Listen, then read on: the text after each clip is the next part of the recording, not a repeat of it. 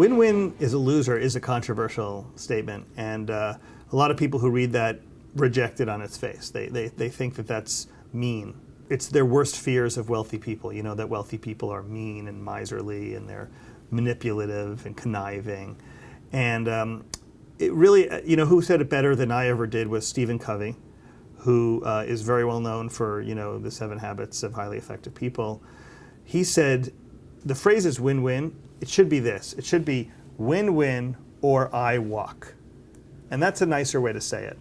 So forgive me for trying to grab people's attention by saying win-win is a loser. But the idea is win-win negotiations work when both members of the negotiation are buying into that concept.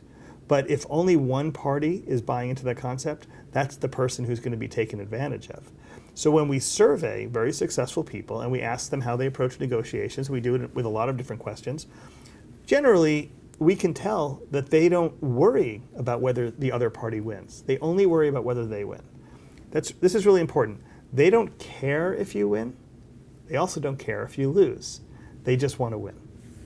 So good negotiating has, as one of the fundamental tenets, is, you know, writing down on a piece of paper, if it goes below this dollar figure, or if I don't get the following 3 things, I will walk away from this deal.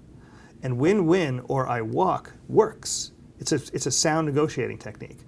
But in fact, there's way too many stories of people who go into win-win negotiations, and because they're being manipulated by skilled negotiators on the other side, they get taken for a ride through win-win. One of the things we found when we surveyed less successful people, middle-class folks, is that they have trouble walking away from a deal.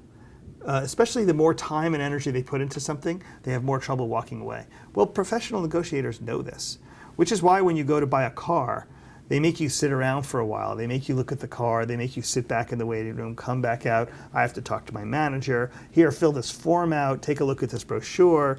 They're making time pass. And then when they give you the form, it's on a clipboard and they ask you to fill it out with a pen. Why? Because there's a lot of evidence that suggests that if we handwrite things, we're talking ourselves into doing it.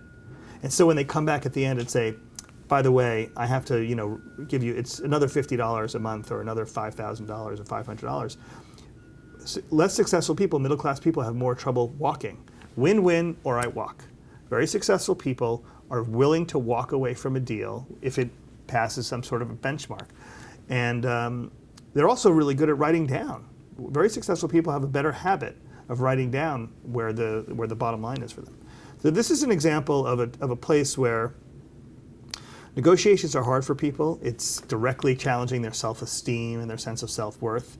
And lots of people are not comfortable with it, not good at it. But in fact, this is an area where if you just follow the exercises and just write these things down and put the time in to think about what you want to accomplish, you can start to rewire your brain and how you negotiate. And you know, I'm sure in years in business, you've had plenty of stories of people who just learned how to negotiate properly. It's not even fancy stuff. It's really straightforward stuff, and had a much better outcome than if they hadn't put any thought into it.